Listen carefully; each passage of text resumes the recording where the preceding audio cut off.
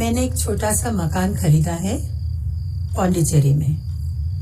अब मैं वहीं रहूंगी। निकलना है यार यहाँ से। सब अपने अपने रास्ते जाए, खुद की लाइफ खुद के जिए। मुझसे पूछिए, किसी ने लिया तो नहीं फैसला? ना मम्मी ने, ना तुम्हारे सुपुत्र ने। मुझे विलन बनाने की कोई जरूरत नहीं है। रेशु। इरफान, भैया ये क्यों रेशु? बुरा हाल है मदद जी। पुश्तैनी अभी भी अपना घर बेचे, बिल्डिंगें खड़ी कर करके दिल्ली में नक्शा बदल देंगे सबके सब। तो दिल्ली का नक्शा बदल रहा है, पुश्तैनी अमीर भी घर बेच रहे हैं और हर जगह बिल्डिंगें खड़ी हो रही हैं। जॉइंट फैमिली से न्यूक्लियर फैमिलीज की तरफ पलायन। और ऐसी ही एक फैमिली है बतराज की, जहां 76 वर्षीय दादी ने घर बेच दिया है और वो अब अपनी सारी जिम्मेदारियां पूरी करके, उनका पोता भी मैरिड है, सुकून से अपनी जिंदगी अपने हिसाब से पौंडीचेरी में जीना चाहती हैं। उनका पोता भी अपने दादा और पिता के बिजनेस को ना ज्वाइन करके अपना स्टार्टअप शुरू करना चाहता है। फिलहाल वो हॉट डेस्किंग कर रहा है और इन्वेस्टर ढूंढ रहा है। और इन दोनों के बीच में खड़ा है अरुण बत्रा, जिसे अपनी माँ और बेटे की बातें समझ में नहीं आती। फिल्म की कहानी न्यूक्लियर फैमिली के फेवर में अपनी आर्गुमेंट रखती है, एक अच्छी आर्गुमेंट। इनका पीओवी सुनना और समझना भी इम्पोर्टेंट है। दादी और पोती का जो ट्रैक है वो थोड़ा ऑकवर्ड लगता है, फोर्स लगता है, लेकिन फिल्म का जो लास्ट डायलॉग है वो आपके चेहरे पे मुस्कुराहट जरूर लाएगा। अब घर शिफ्ट होगा तो सामान भी उठेगा और अलमारियां भी खोली जाएंगी और उन अलमारियों में से फैमिली के कुछ सीक्रेट्स भी बाहर आएंगे। और बतराज की शिफ्टिंग से उनके डोमेस्टिक हेल्प्स एम्प्लॉइज की लाइफ में भी उथल पुथल होगी। कैरेक्टर ड्रिवन फिल्म है और कुल मिलाके ये फिल्म का सारांश है। जहां आजकल यूट्यूब पर आपको वीडियोस को स्पीड अप करके देखने का ऑप्शन मिलता है, इस फिल्म को कोई जल्दी नहीं है और यहाँ इसका ओटीटी रिलीज इसके फेवर में काम करता है, जिसे देखकर ऐसा लगता है कि सलाम वेंकी को भी शायद ओटीटी पर ही रिलीज करना चाहिए था। मेरे हिसाब से फिल्म की पेसिंग परफेक्ट है। कई लोगों को ये फिल्म स्लो लग सकती है।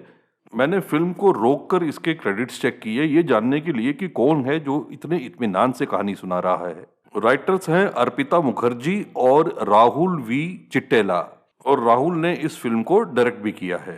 राहुल मीरा नायर के कोलैबोरेटर रह चुके हैं और फिल्म में मॉनसून वेडिंग का कुछ इन्फ्लुएंस नजर आता है। फिल्म के डायलॉग्स बहुत अच्छे हैं, मसलन घर के कमरों में कब हमने अपने अपने घर बना लिए पता ही नहीं चला, अरुण का डायलॉग है ये। कैरेक्टर्स में मुझे अरुण की बीवी इंदिरा का कैरेक्टर बहुत इंटरेस्टिंग लगा। पंजाबी हाउस होल्ड में south Indian daughter in law.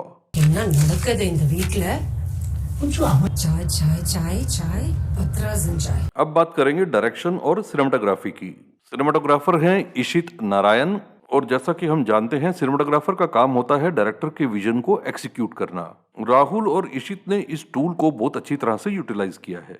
Film की ज्यादातर लाइटिंग वार्म और सॉफ्ट है।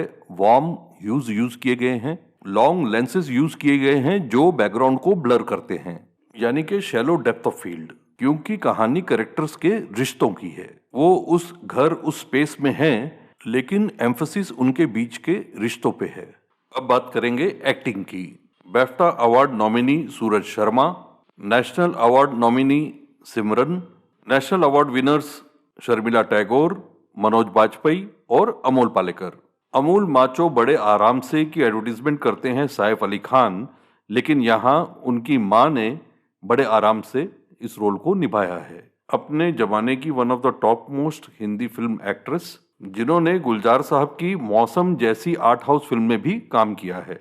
मनोज बाजपेयी एक बार फिर से फैमिली मैन का रोल कर रहे हैं, लेकिन इस बार वो एक 55 साल के पंजाबी बिजनेसमैन फैमिली मैन का रोल कर रहे हैं, जो secret service agent Shrikant Tiwari के फैमिली मैन से एकदम अलग है।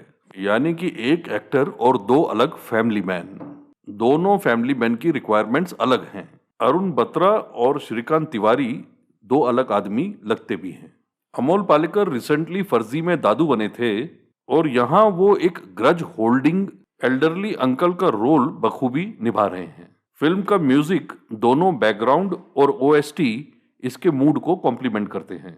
कुल मिला के गुलमोहर एक warm slice of life film है, जिसे आप पूरी फैमिली के साथ घर पर एंजॉय कर सकते हैं। अगर आपने हमारे चैनल को अब तक सब्सक्राइब नहीं किया है तो गुलमोहर जैसी वार्म दिखाते हुए चैनल को सब्सक्राइब करें और आने वाले वीडियोस की नोटिफिकेशन के लिए बेल आइकन को दबाएं।